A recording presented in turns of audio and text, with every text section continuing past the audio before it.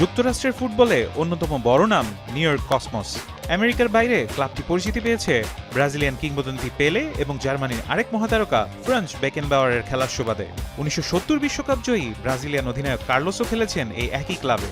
ঐতিহ্যবাহী এই ক্লাবেই এবার সুযোগ পাচ্ছেন বাংলাদেশি তারকা ফুটবলার সমিত সোম। সামাজিক যোগাযোগ মাধ্যমে ছড়িয়ে পড়া খবরটি গুঞ্জন নাকি এর সত্যতা রয়েছে? এখন টিভির পক্ষ থেকে যোগাযোগ করলে সমিতের এক ঘনিষ্ঠ সূত্র নিশ্চিত করেন নিউ ইয়র্কের ঐতিহ্যবাহী ক্লাবটিতে যাওয়ার খবরটি সত্য। তবে কতদিনের জন্য চুক্তি হয়েছে সে বিষয়ে কিছু জানা যায়নি। কসমসও আনুষ্ঠানিকভাবে কিছুই জানায়নি। কানাডিয়ান সুপার লিগের ক্লাব কাভারলি এফসির সঙ্গে 3 বছর কাটিয়েছেন সমিত সোম। চলতি বছরের শুরুতেই সেই ক্লাবকে বিদায় জানান বাংলাদেশের মাঝমাঠের এই খেলোয়াড়। ক্লাব ছাড়ার আগে ৭৯ বার কাভারলি জার্সিতে মাঠে নেমে 4টি অ্যাসিস্ট করেন সমিত। এরপর দীর্ঘদিন ছিলেন ক্লাব ছাড়া।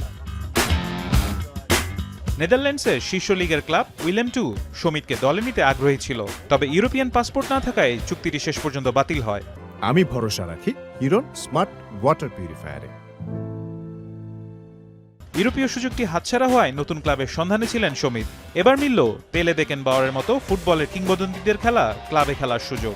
যুক্তরাষ্ট্রের তৃতীয় স্তরে নেমে যাওয়া নিউ ইয়র্ক কসমসকে আবারও শীর্ষ স্তরে টেনে তোলার দায়িত্ব থাকবে সমিত সোমের কাঁধে। ফারহান ইহসান, এখন।